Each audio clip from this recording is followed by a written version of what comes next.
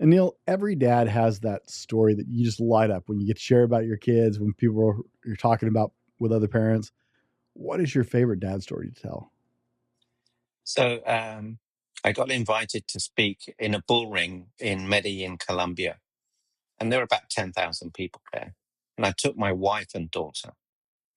And my daughter doesn't like speaking. She hates speaking, but she went on stage in front of 10,000 people and, spoke. And that was like, oh my God, there's so much greatness inside of her. And she went on stage, she had the banners and, helped with the opening ceremony.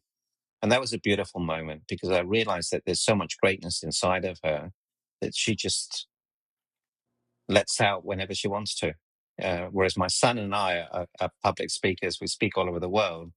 She's a very calm, collected, stable, beautiful soul. How old was she at the time? Uh, about 25. Man, I think the biggest audience I ever spoke in front of was 2,000 people, and it didn't phase me much, but 10,000 people in a big coliseum could be a little. Well, I tell you what was hard and difficult. It was a bull ring. So you've got people in front of you, you've got people to the side of you, people to the side of you, and people behind you. So you've got to keep everyone engaged. So I'm always turning around. So, but the stage was in the middle, so it was a beautiful experience. Speaking in the round is exciting.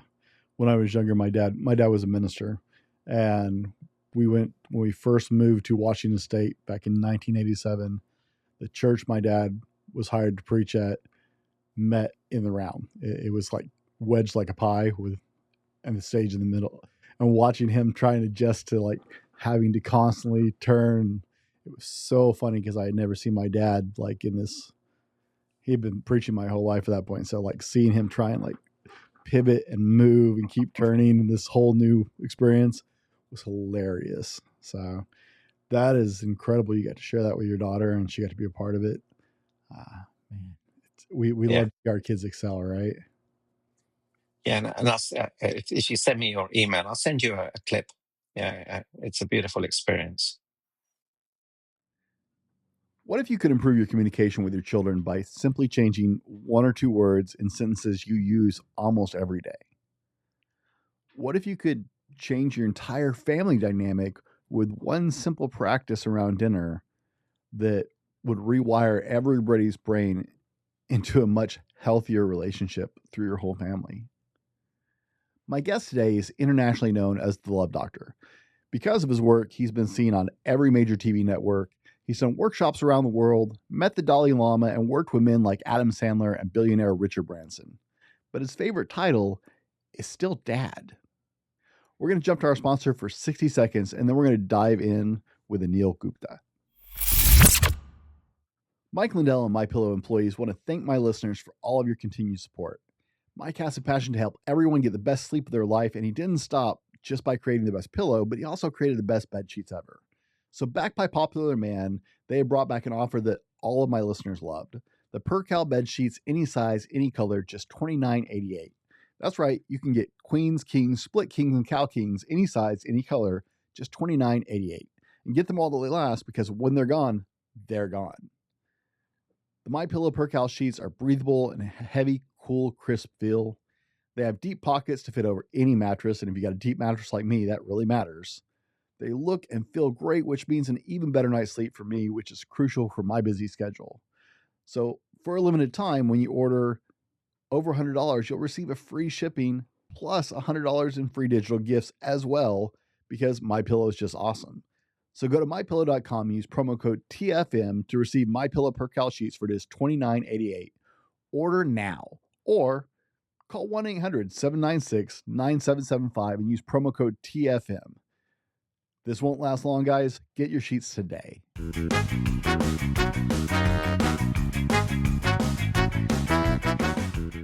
Welcome to the Dad Hat Shenanigans Podcast, the unfiltered truth about being a dad.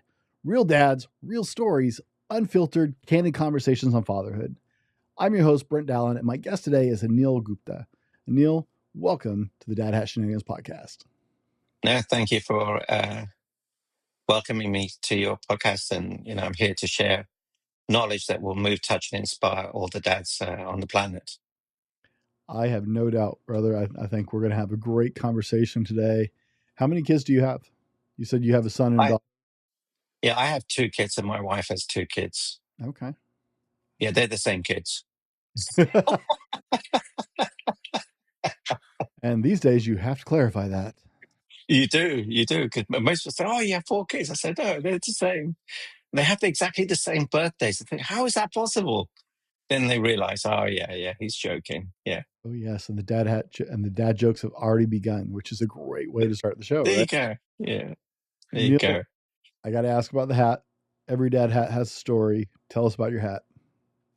So I don't normally wear hats, but occasionally I have to wear a hat, and this hat has my logo on it, a little heart, but it's not in the middle; it's on the left hand side. So this is, if I was ever wear a hat, this is the one I would wear. I probably got about 50 hats. People give them to me all the time, and I say, look, I'm not going to wear your hat. I've got my hat. I'm not going to wear anyone else's hat. So that's my hat story. Tell us the story behind the design, will you? So we were talking pre show. I have no dress sense. So I would go out, and just as I was going out, my wife would say, are you going out like that? And you know what that means. I guess I'm not. Then I would have to redress. And I thought, I'm like, how old was I? So I was 53. I thought, I'm almost a grown man. I should be able to make my own decisions. So I thought, I know what, I'll have a uniform. Well, what's the best uniform? I'll wear black. I thought, the blacks are boring. Why do I want to wear black? I said, okay, I'll wear black with a little heart on my sleeve, saying that, I'm the love doctor. He wears his heart on his sleeve. And I thought, that's a bit boring. And I thought, what if I put it here? Then I asked my family and I said, hey, what if I wore black and I put a heart here? They said, no, don't, Dad, whatever you do, don't do that. There you go.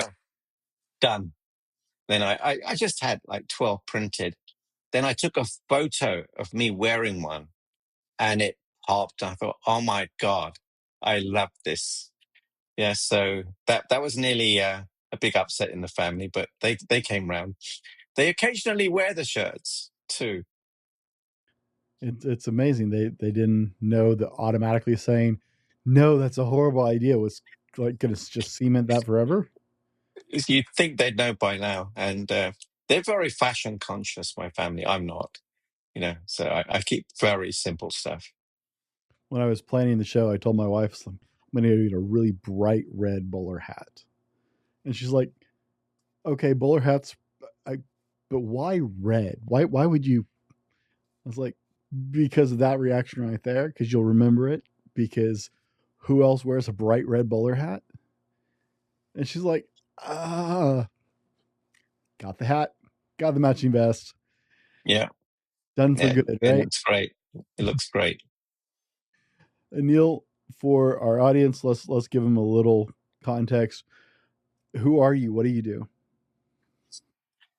I'm known as the love doctor. I remove the obstacles that are preventing people from leading richer, fuller, happier lives. We've all got issues with our spouses, with our kids, our parents, with employees, with relatives. And we were never given a toolbox when we were born. We learn from our parents, and they're not the best people to learn from. So I have a gift in removing those obstacles so that you can lead a richer, fuller, happier life, which will add more years to your life and more life to your years. And that's my gift. So, do you work with whoever, however, like they call for coaching or something like that, or? So I have three areas. One is I help singles find their partners without dating, because dating is stupid. I help families reunite, because a lot of kids nowadays are enabled and entitled, and they're fighting with their parents, and their parents are fighting with their parents. And then obviously I help couples overcome the issues that they're facing, and mostly it's around communication, respect, love, not being heard, not being listened to, not being honored. and not being valued. So it's a beautiful process because, when you change someone's life, it's the greatest thing you can do. When you became a father, what was the best piece of advice you were given? You know, no one gave me any advice. I'm thinking, no, you know what? No one gave me any advice. That I've never been asked that before. Now there, No, I'm stunned that no one gave me advice. oh, now see that's the real thing secret we need to learn from you right there is how do you manage to not get advice from everybody and their dog?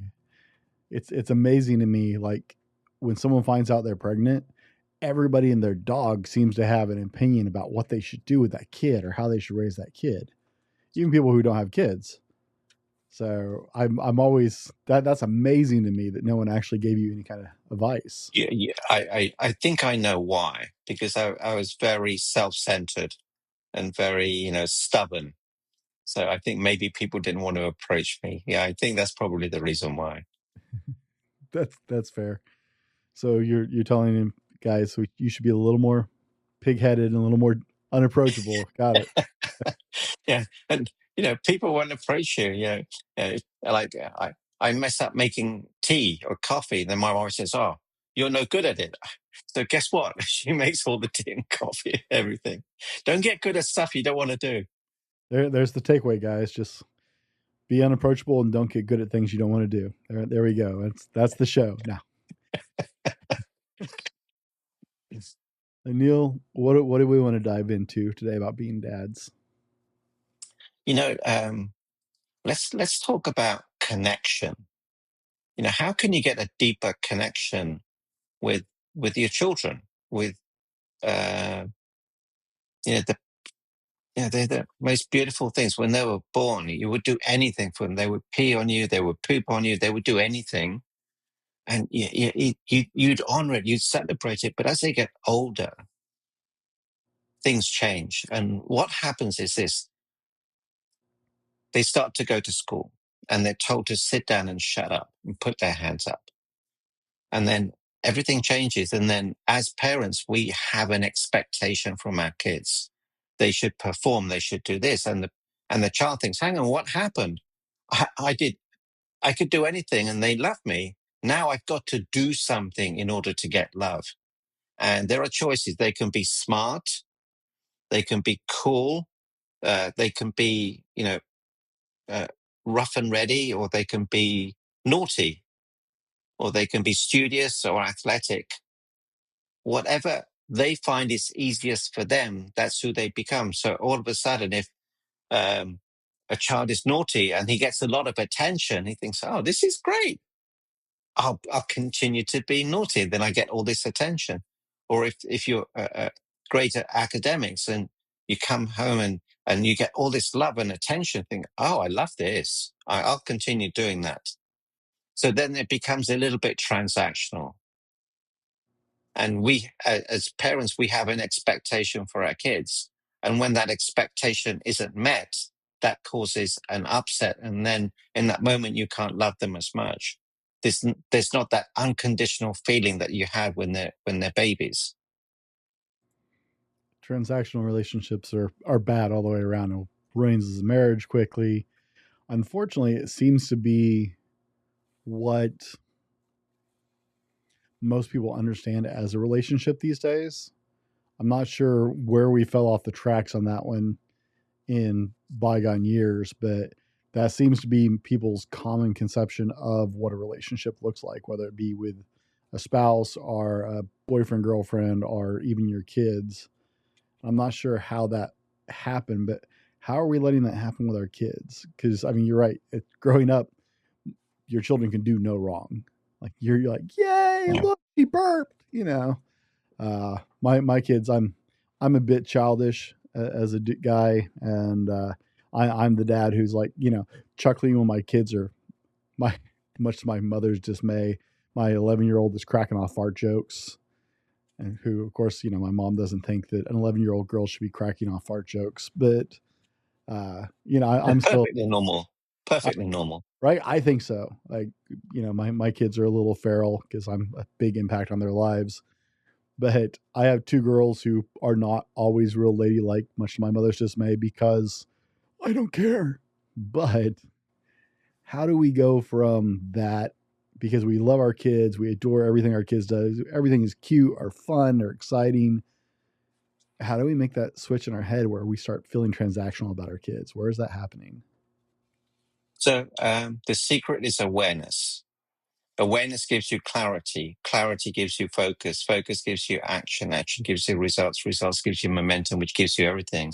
So the definition of love is this: it's acceptance.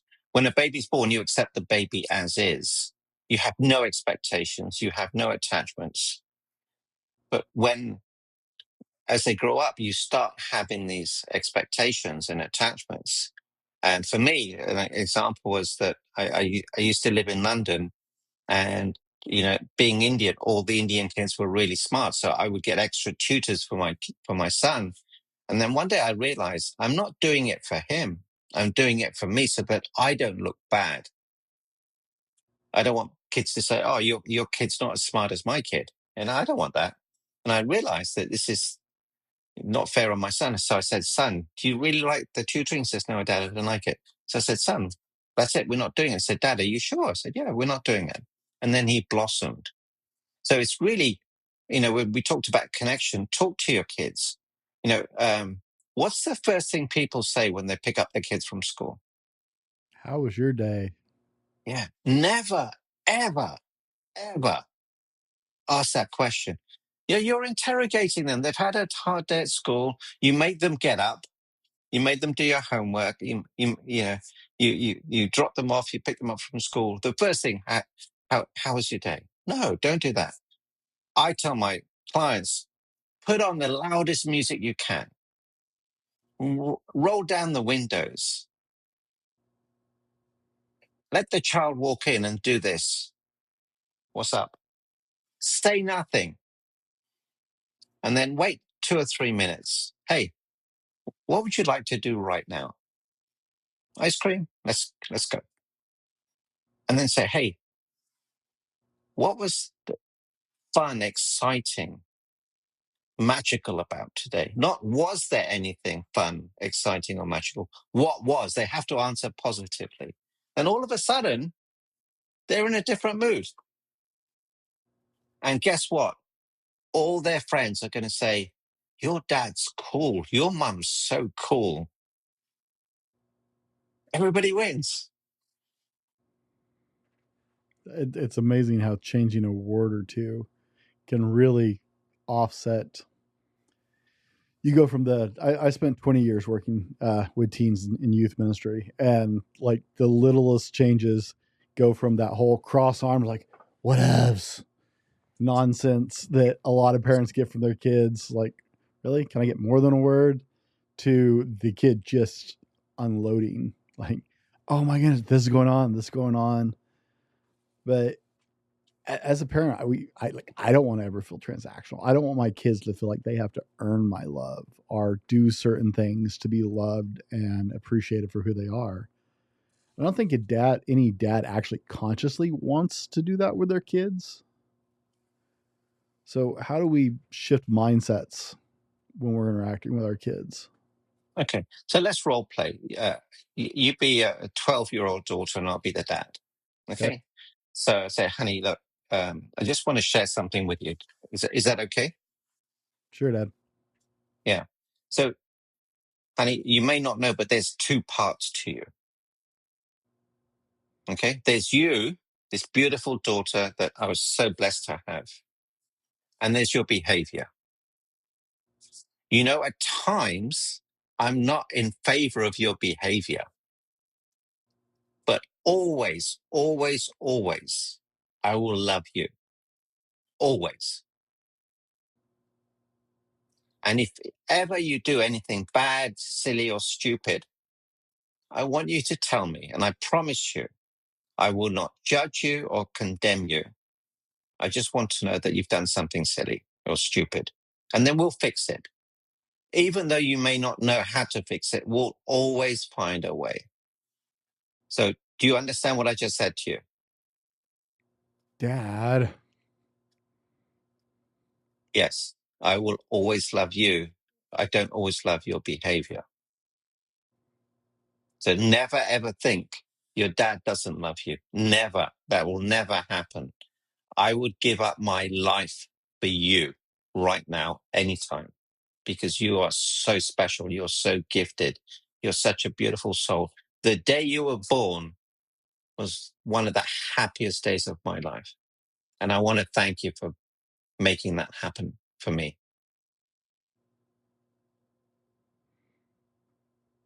So, how, as fathers, do we shift a relationship if we haven't built that relationship to this point with our kids, right? Say your kids are anywhere from 7 to 15, and as a dad, you haven't been doing the greatest job, right? How do we start shifting as a father when our kids are already going, dad kind of is a pain, or you don't have that close relationship? How do you start shifting that connection? And it's step by step, but I have a beautiful exercise that will do that. So we would sit by the dinner table, my son, my daughter, my wife, and me, and we would go through a series of questions. So I'd ask my wife, honey, what did you do today that you were not thanked for? And she said, I made this meal. No one thanked me. So my daughter, my son, and I would thank her. Then I would ask the same question to my son, to my daughter, I'd ask it to myself. Next question is, what act of kindness did you perform today? So my wife, my son, my daughter, me. What act of kindness did you see today, observe today? Dad, I noticed mum, taking me to school. That was an act of kindness. Yeah. So we do my wife, my son, my daughter, me. Next question. What are you grateful for? Go around the table. What was fun, exciting, magical about today? Not was there, what was? Go around the table. And the last question is there anything on your mind? Is there anything you would like to talk about? One day my daughter says, Dad, I have an upset. Great, we'll fix it. I said, Dad, what's great about it? I said, honey, whatever it is, we'll fix it. One day my son said, Dad, you lied to me. I said, what? You know how integrous I am? But tell me, said, Dad, you said that you would play with me in 30 minutes, but you took over an hour. And I could have said, Dad, son, don't you know who I am? How many people I'm saving lives? But I said, son, you're absolutely right. Please forgive me. Now I'm a lot more careful what I say. So it's a muscle. If you exercise this muscle. Now, the great thing about this exercise was this. Next day, my 9-year-old is in charge. So he has to ask the same questions. But every day they're looking for acts of kindness. They're looking for good things. They're looking for positivity. Their level of awareness is much higher. He became a public speaker, has spoken over 1,000 times for Tony Robbins. Very confident, articulate. Anytime he has a problem, he can come to us. My 7-year-old would lead the next day. So, they have to be respectful. They become confident, public speakers, communicative. And one day they will come to you and say, Dad, I did something really stupid. That's what you want. But then you have this communication and they feel free and comfortable. It's sad when you see kids don't want to even be seen near their parents at school. It's so sad. And I said to my son, I will always hug and kiss you, no matter how old you are. He's 34, still hug and kiss him. And if anyone says anything to you, just let them know my dad loves me, because they need to know what to say. There's no need to be embarrassed. Just say that my dad loves me. That's it. It's very interesting to me, because the power of saying those things out loud and having those thoughts. I hadn't applied that thought process to mealtime, but I used to run through an exercise with my daughters when I was putting them to bed every night. And I would ask them before they went to bed every night, like in their bedroom after I've got them in their beds, is what is one thing you did kind for somebody else today? What was something kind that somebody did for you today? And what are you grateful for today? And that was the end of the routine. And it helped prevent nightmares because it reoriented their brains on the positives from the day. And so I used that to fight the nightmare stages when they were younger. But I hadn't thought about Yeah. trying to apply that to the rest of the day, actually. And that way everyone gets to hear, and there's a beautiful interaction between the siblings and the parents. And at the end of the day, what you could ask your kids is, what made you smile? What act of kindness did you perform? What was magical? And what what um, what are you excited about for tomorrow? So it's really cultivating a different thought process, creating new neural pathways instead of the negative ones. You're creating positive neural pathways, and it's a muscle. It's a beautiful, beautiful muscle. It's what is that? There's a name for it. It's the effect when you like buy a new car and then you see it everywhere. A reticular activating system. I knew there was a fancy name for it, but yeah, right? It's the same thing. I sounded clever there for a minute. You did. Like I'm like, I don't even know what you just This said. was not a setup. This was not a setup, guys. But it's that exact thing, right? When you start having to relate those things outside, your brain starts looking to answers for those questions all day long, which changes what you're seeing, what you're noticing. So Yeah. that's incredible insight. It's a beautiful exercise, and I've written a piece on that. I'll be happy to send it to you. I would love that. I'll share that with when we post the video as well. I'll share it on the website. If you don't mind, that would be great. Yeah, absolutely. It's a game changer. Really is a game. And the great thing is you can even use this same exercise with your employees. You just, tweak it a little bit. What act of kindness did you notice a fellow employee make? What act of kindness did you make today? What was magical about today? Whose life was enhanced by you today? So you can modify it. So then the morale at work increases and there's that camaraderie. That's I'm sorry. I'm thinking about my last corporate workspace. We could have used that tool. It was I'm available. the morale was not real great there. Yeah. We were much more likely to throw things at each other across the room than to be like, "Hey, I did this nice thing," or "They did this nice thing for me."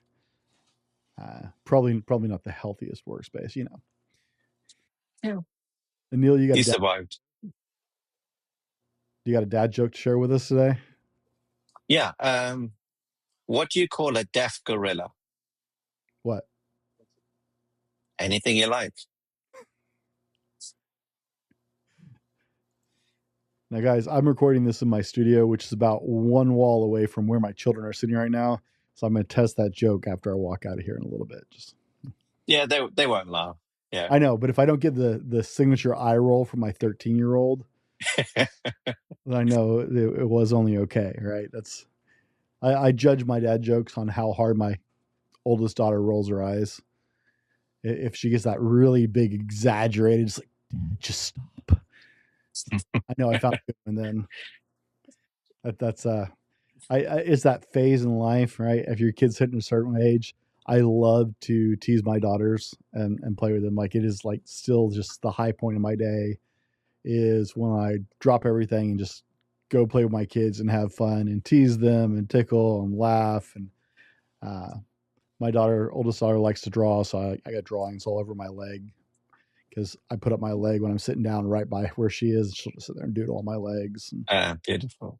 And my daughter, Life is not about the number of breaths you take, but the number of times your breath is taken away. I've got a grandson. He's 18 months today, actually.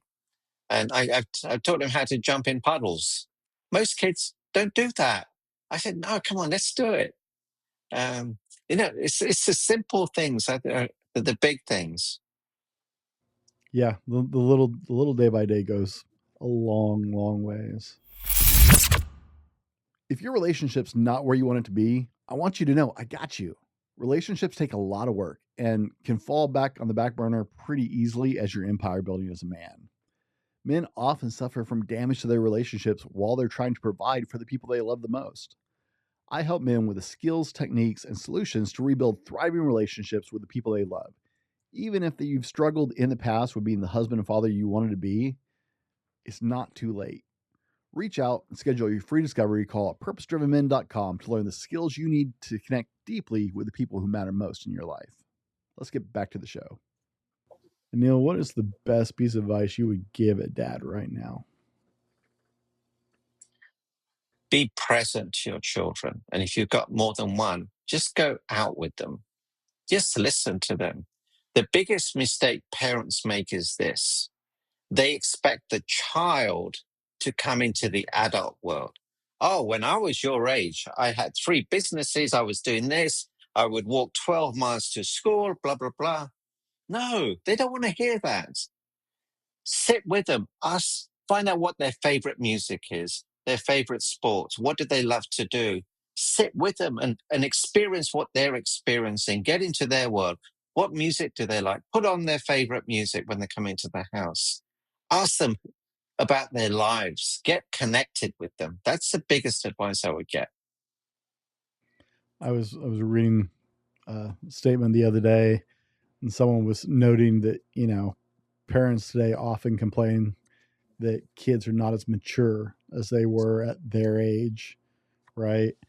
And the person responded and said, "Didn't we work really stinking hard to make sure that was the case, so the kids didn't have to grow up as fast as we did? Wasn't that the point of all the hard effort you put in the last several years of your life?" I thought, wow, that's like one of the most clever thoughts. Like, because I look at my kids, I look at what I was doing in their age group and what they're doing. And it's like, yeah, but I worked really hard to give them more of a childhood, to let them play and be carefree longer and to not have to do those things. But on the flip side of that is, yeah, we got to get into their world, right? If they're going to be in that world longer, I don't want them Yeah. all in business and worried about things and stressed about things. That's my life. That's my job. So I Yeah. love the idea And, of I, kids. and honestly, we had great childhoods. Mm-hmm. Yeah. We had so much more freedom. And, uh, no phones, no instant messages, no Facebook, just rough and ready. We could just go out and have fun and communicate and have friendships. And then, we'd have, you know, uh, upsets with our friends, but I wasn't, my dad didn't come and fix the issues. We had to fix it ourselves. Yeah. Yeah, it's a lot different world. And Yeah. unfortunately, I'm not anti-technology, but I do think that there is a lot of negative repercussions to the impact of technology on young people these days. It's huge. Nick, no, I see young kids, 1-year-olds, and they're given a phone or an iPad to keep them occupied. And guess the 1, 2, 3, 4, 7, 8, 9. Where do they hold the iPads? On their laps. And that's emitting radiation. What's going to happen? It's going to radiate that area. And, kids won't eat unless they're on an iPad. It's ludicrous. We would sit at a table and we'd finish our plates. We'd ask respectfully, may I have some more? But kids don't even eat with their parents. They eat at different times. They're on their phones or on there should be, I would insist, technology-free time so that you can sit and talk, enjoy each other's company. I find it very interesting because a lot of parents, if you get them talking about technology, will argue about the mental health impacts are the attention span dropping, the creativity being closed off. You become less creative when more you tune into that kind of things. And I've heard all those arguments. I think you're the first person I've actually heard cite the physical, because we want to think the right. We're like, oh yeah, we use these things all day, every day, and we don't talk about the physical health risk involved with having a device on you at all times. And the tech companies obviously spend a lot of money trying to quash that being discussed, because if people realize the damage that these things were doing to your body, most people would not carry one around all the time, much less Absolutely. tablet Yeah. them. So it's interesting to me that that's the first thing that came to mind for you. It's like, yeah, that's putting off radiation sitting on that child right there. I don't think a lot of Yeah. parents really understand that. They don't. And also, there's no interaction, and the kids are entertained while they're eating. They're not eating and enjoying the food. They're just doing it just to, just because they have to, and they're missing out.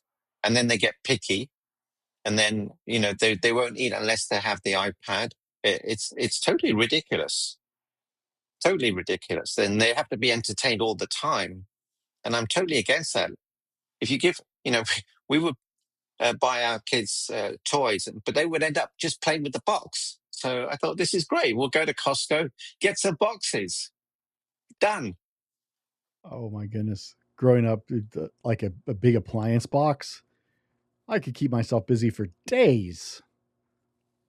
Yeah. That was the greatest thing is we'd get a new appliance or something, like a dad would have to replace the fridge or something. It's like, yes, I can play with this. Like the cardboard box would move into my bedroom because dad did want it in the middle of the floor. Yeah, really.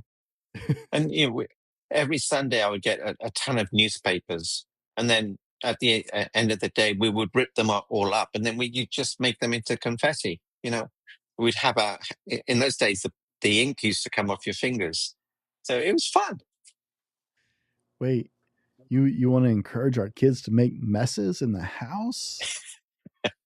Yes. If they spill milk, don't don't get upset with them. You spill the milk and say, look, it's just milk. It's okay. No need to get upset. Yeah, I gotta watch myself. I get a little picky with wasted food. Yeah, and rightly so. We have to value waste. Don't waste food. Eat everything up. Don't order too much. Yeah. Yeah, uh, it's I'm important. I'm not big into like you have to eat everything that was made or whatever, but it's if you put it on your plate, I don't want to see it in the garbage. I'm convinced that's where the dad bod came from. You've heard the term dad bod. It's from all of us eating the stuff our kids didn't finish on their plate because we paid for that. We're not going to throw it away. And like in my case, it's leftovers because no one in my house likes to eat leftovers. And so even if I'm not as hungry or that hungry, I will eat leftovers because I spent money on that. And I'm not going to throw it away and waste the food. Yeah. We worked hard on it, and I said to my wife, look, please don't throw food away.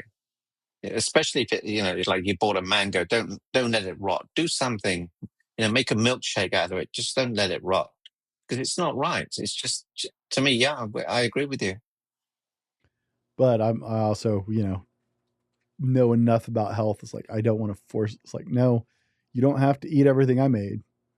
You have to eat some protein and not just carbs because your body needs it. But I'm also not a big, you have to eat everything on your plate. You have to clean your plate, blah, blah, blah. I'm the first one at the restaurant. It's like, no, don't put that on my plate. Well, I can put it on the side. No, don't put it on the side because then you have to throw it away afterwards. I don't want you throwing away slices of tomato because I'm not going to eat them. I'm telling you, I'm not going to eat them. So just don't put them on the plate. Yeah. Right? And so I'm trying to walk that fine line, right? Because you want to be responsible, but you also don't want to make big deals out of really, spill a little milk. Oh, that stinks, man. But my dog will be happy. Yeah. And when you do pick a fight around that, in that moment, you can't love your child. In that moment, they can't love you. What are you committed to? If you're committed to your children being happy and loving, let it go. It's okay. It's not that big of a deal. Can you say that one more time? Because I really, I do not think that people understand that that's a really big concept if you've never heard that before. Yeah. You said you So, can't yeah. from it. Yeah. So if you're upset with your kid, or you're having a not so nice conversation, in that moment, you cannot love them, and they cannot love you. So you're losing love for them. They're losing love for you.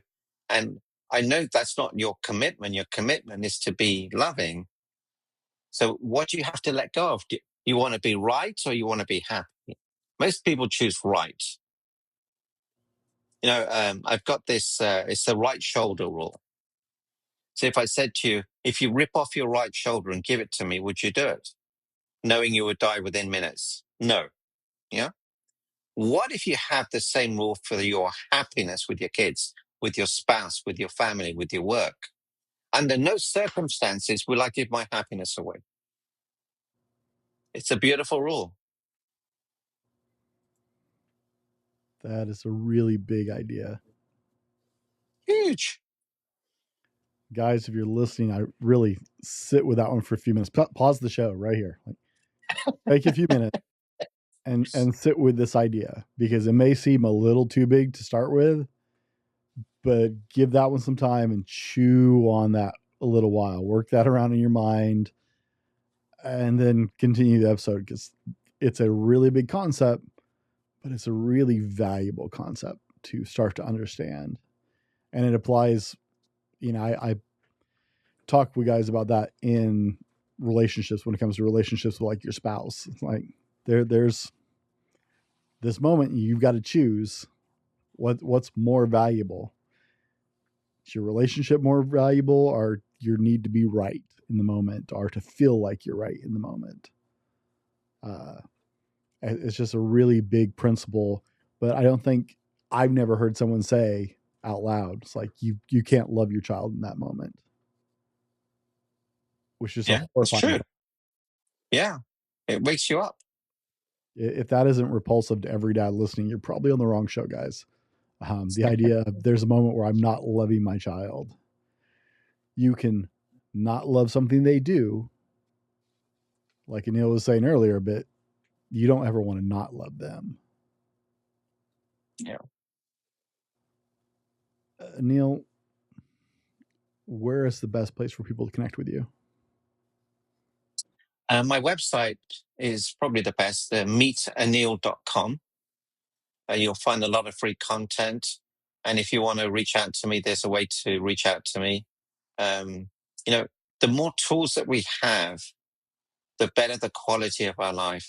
Life is not about the number of breaths you take, but the number of times your breath is taken away. And you can find many things to take your breath away. Lightning, we were talking about lightning, rain. Just look for the gratitude in your life. Look for the greatness. Perform acts of kindness. Just be the best version of you. Be so amazing you cannot be ignored. I love it. Guys, I would normally try and think of something to say to close the show, but I don't think I can add to that, honestly, without just totally butchering it. So thanks for joining us today on the Dad Hat Shenanigans podcast, a community of dads just navigating life's challenges together. Until next time, laugh, learn, and live the dad life.